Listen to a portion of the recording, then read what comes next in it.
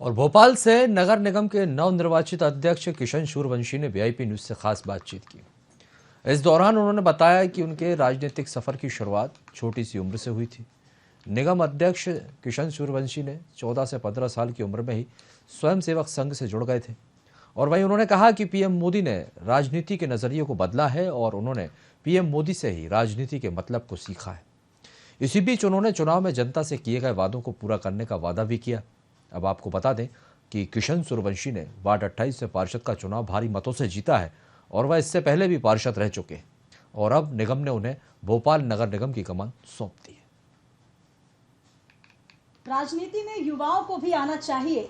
देश में राजनीति का क्या महत्व है ये समझाना चाहिए। कुछ इसी विचार के साथ हमारे साथ इस वक्त वीआईपी स्टूडियो में मौजूद हैं किशन सूर्यवंशी जी, जिनको आप सभी जानते हैं। बिल्कुल ये चेहरा कोई किसी परिचय का मोहताज इसलिए नहीं है क्योंकि बहुत लंबा संघर्ष रहा है और एक संघर्ष के बाद आज इस मुकाम पर आप पहुंचे हैं और वीआईपी न्यूज़ आपका बहुत बहुत स्वागत करता है सर। धन्यवाद। तो किशन सूर्यवंशी जी, जो कि नगर निगम अध्यक्ष पद पर नियुक्त हुए हैं, चुने गए हैं और सर जैसे कि जिम्मेदारियां बहुत ज़्यादा बढ़ गई हैं, लेकिन जिम्मेदारियों के पहले थोड़ा सा आपका एक बैकग्राउंड हम जानना चाहेंगे क्योंकि जिस तरीके से कहा जाता है कि स्टेप बाय स्टेप जब हम राजनीति में चढ़ते हैं तो कहीं ना कहीं हम ये समझते हैं कि किस तरीके से हम फर्श से अर्श तक पहुँचते हैं और उस तरीके से एक बहुत बड़ा संघर्ष होता है जो हमें यहाँ पर लेकर आता है। तो जनता से जुड़ाव भी उतना ज़्यादा होता है। तो किस तरीके का एक बैकग्राउंड आपका रहा है यहाँ तक पहुँचने के लिए?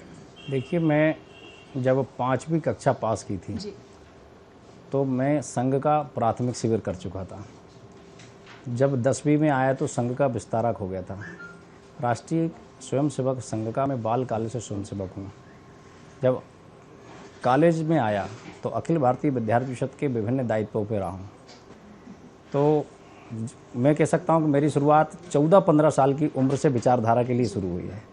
लगभग मैं 15 साल का होऊंगा तब मैं संघ का स्वयंसेवक बना, फिर आगे चल के विस्तारक रहा और फिर छात्र राजनीति में आया, विद्यार्थी परिषद की विभिन्न जवाबदारियों का निर्वहन किया, भारतीय जनता युवा मोर्चा के विभिन्न पदों पर रहा, प्रदेश कार्य समिति में रहा हूँ, ज़िले की टीम में रहा हूँ, पार्टी की ज़िले की टीम में पहले भी रहा हूँ, वर्तमान में भारतीय जनता पार्टी के ज़िले का महामंत्री हूँ। और मुझे इस समय भारतीय जनता पार्टी ने संगठन ने नगर निगम भोपाल के अध्यक्ष के लायक समझा, तो आज वो जवाबदारी का भी मैं निर्वहन कर रहा हूँ। बरकतुल्लाह विश्वविद्यालय में 2 बार एग्जीक्यूटिव काउंसिल मेंबर रहा हूँ। तो मुझे जब जो आदेश संगठन की ओर से दिया गया उसका निर्वहन करता चला गया। तो बिल्कुल जिस तरीके से एक बैकग्राउंड रहा है, बहुत ही छोटी उम्र से छात्र राजनीति से आप संघर्ष कर रहे हैं, यूँ कहा जाए किस तरीके से राजनीति में अपने आप को परिपक्व करना है ये आपने स्वयं सीखा है और आज इस मुकाम तक आप पहुँचे हैं और सत्ता, संगठन और नेतृत्व ने आप पर जो विश्वास जताया है, बहुत सारी जिम्मेदारियाँ इसमें आपकी बढ़ जाती हैं। जनता ने आप पर विश्वास जताया और जिस तरीके से हमने देखा इस नगर निगम चुनाव में जब आप एक एक व्यक्ति से मुखातिब हुए, जनता तक पहुँचे, तो कहीं ना कहीं वो विचार भी पहुंचा कि किन विचारों के साथ आप राजनीति में आए हैं। क्या सोचा था आपने कि मुझे किस तरीके से जनता की सेवा करनी है? क्योंकि सबसे बड़ा जो एक बैकग्राउंड माना जाता है, अगर आपको किसी की सेवा करनी है तो आप राजनीति में आ जाइए, क्योंकि आपको आईना दिखाना है तो आपको स्वयं उतरना होगा। देखिए, ये बात सही है। जब 2010 और 15 में मुझे भारतीय जनता पार्टी ने पहली बार आदेश दिया है कि आपको पार्षद का चुनाव लड़ना, तो उस समय वार्ड, अभी वर्तमान में जो वार्ड 28 है, उस समय इसका नंबर 26 हुआ करता था। तो उस समय मैं जब चुनाव लड़ा था तो इस वार्ड में उस समय भी रिकॉर्ड मतों से भारतीय जनता पार्टी के पार्षद के रूप में मुझे जनता ने आशीर्वाद दिया था। जब बीच में ये वार्ड महिला हुआ तो पार्टी के नेताओं ने मुझसे कहा कि ये वार्ड महिला हो गया और अमूमन लोग ये कहते हैं कि अगर कहीं आपकी अनुकूलता वार्ड में नहीं है तो आप अपनी पत्नी को चुनाव लड़ा लो, मुझसे भी कहा गया था। तो मैंने उस समय पार्टी संगठन के नेताओं से कहा कि मेरी पत्नी भारतीय जनता पार्टी की मतदाता है, कार्यकर्ता नहीं। और मेरा ये मानना है कि बरसों से जो बहनें पार्टी में काम कर रही हैं, टिकट उनका हक है। मेरी पत्नी को जिस दिन चुनाव लड़ना हो तो वो पार्टी में काम करे। हालांकि उसकी कोई मंशा नहीं है, भविष्य में भी ऐसी कोई योजना नहीं है, मैं केवल जानकारी के लिए बता दूं। तो उस समय मैंने कहा था कि नहीं, मेरी पत्नी के लिए कोई टिकट मैं नहीं मांगूंगा। तो फिर नेताओं ने कहा कि आपके लिए अनुकूल ही वार्ड नहीं है तो आप फिर चुनाव नहीं लड़ पाएंगे। तो मैंने नहीं लड़ेंगे, पार्टी में काम करेंगे। तो ये उस समय मैंने 2015 के बाद जो बीच में गैप था, उस समय वार्ड महिला हुआ, फिर दूसरे कार्यकर्ता को पार्टी ने टिकट दिया। सौभाग्य से हम उस समय भी जीते थे, वो कार्यकर्ता भी हमारी जीत के आई थी। और जब मुझे इस बार फिर पार्टी ने आदेश दिया कि आपको चुनाव लड़ना है, तो इस बार बहुत ही ज़्यादा, मतलब लगभग 3000 वोटों से मुझे यहाँ से आशीर्वाद दिया जनता ने। मैं आपके माध्यम से उनको भी धन्यवाद देता हूँ इस आशीर्वाद के लिए। और देखिए, राजनीति का मतलब नरेंद्र मोदी जी ने सिखाया, मैं ये मानता हूँ। पहले लोग राजनीति को बाहुबलीगिरी समझते थे। लोग सोचते थे राजनीति करना है मतलब हमारा एक रोब होना चाहिए, जनता में डर होना चाहिए, हमें लगना चाहिए कि हम पार्षद हैं, विधायक हैं। मगर मोदी जी के नेतृत्व में देश की राजनीति में अमूल चूक परिवर्तन आया। उनने सिखाया है कि राजनीतिज्ञ का मतलब है सेवा, और आप जनता के बीच जितने विनम्र भाव से रहेंगे, सहज भाव से रहेंगे, अधिकतम कोशिश करके सरकार की योजनाएं उन तक पहुंचाएंगे, गरीबों को उन योजनाओं का लाभ दिलाएंगे, जितना अधिकतम हो सकता है आप जनता के बीच में रहेंगे तो जनता अधिकतम आपको आशीर्वाद देगी। राजनीति का ट्रेंड तब से चेंज हुआ जब देश के प्रधानमंत्री नरेंद्र मोदी जी बने। बिल्कुल, तो जिस तरीके के राजनीति का ट्रेंड बदला है, क्योंकि पहले यूँ हुआ करता था कि लाल बत्ती वाली गाड़ी लेनी है और आपको उस तरीके से अपने पद का जो है उपयोग करना है, लेकिन अब दुरुपयोग नहीं किया जा सकता क्योंकि ऐसे युवा नेतृत्व यहाँ पर मौजूद हैं जो कि अब नगर निगम में एक चेहरे के तौर पर, अध्यक्ष के तौर पर आपको नजर आएंगे। और नगर निगम का पद सर क्योंकि बहुत जिम्मेदारी का पद होता है, क्योंकि जरा सी भी कोई दिक्कत है तो सबसे पहले याद किया जाता है।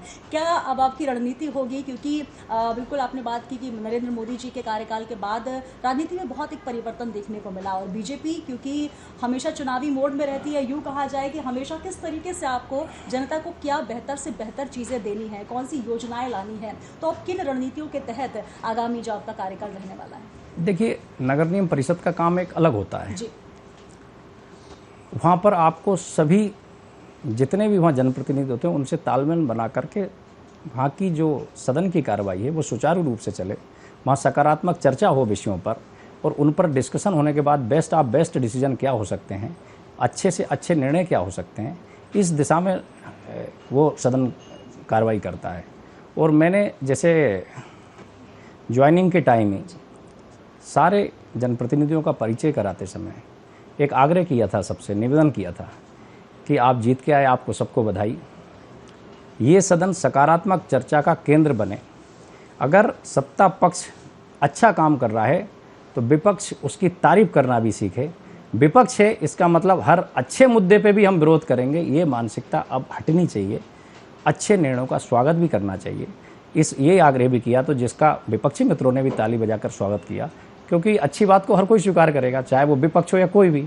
तो मुझे लगता है कि सदन बहुत सकारात्मक चर्चा का प्रमुख केंद्र बनेगा आने वाले समय में।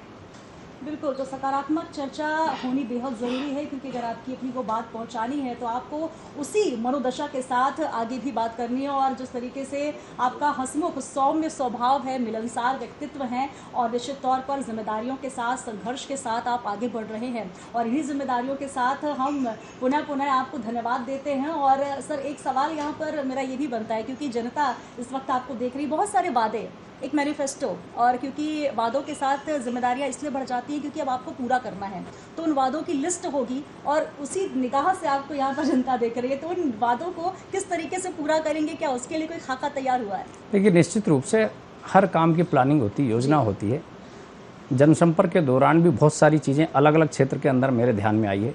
अगर मैं अपने वार्ड 28 की करूं बात, जहां से मैं जनप्रतिनिधि हूं, तो जनसंपर्क के दौरान हर क्षेत्र में मुझे अलग अलग लोगों ने अपनी बातें की है। वो बातें मुझे उस क्षेत्र के हिसाब से याद हैं, और मैंने धन्यवाद यात्रा भी जब निकाली थी, मैंने उनसे कहा था कि अब आपने जो जनसंपर्क के समय, वोट मांगते समय मुझसे बातें कही, मैं आपसे वादा करता हूँ कि वो आपको दोहराना नहीं पड़ेगा, वो मुझे याद है। आपके बगैर कहे उन सारे वादों को मैं पूरा करूँगा। तो बिल्कुल, वादे जब किए हैं तो उनको पूरा करने का संकल्प भी सूर्यवंशी जी लेकर आए हैं, तो यही उम्मीद हम करते हैं कि आपने जो तमाम वादे किए वो आप पूरा करेंगे। और एक बार फिर वीआईपी न्यूज़ आपको पुनः बधाई देती है, शुभकामनाएं देती है। बहुत शुक्रिया सर, हमारे बीच इतना महत्वपूर्ण समय आपने बताया।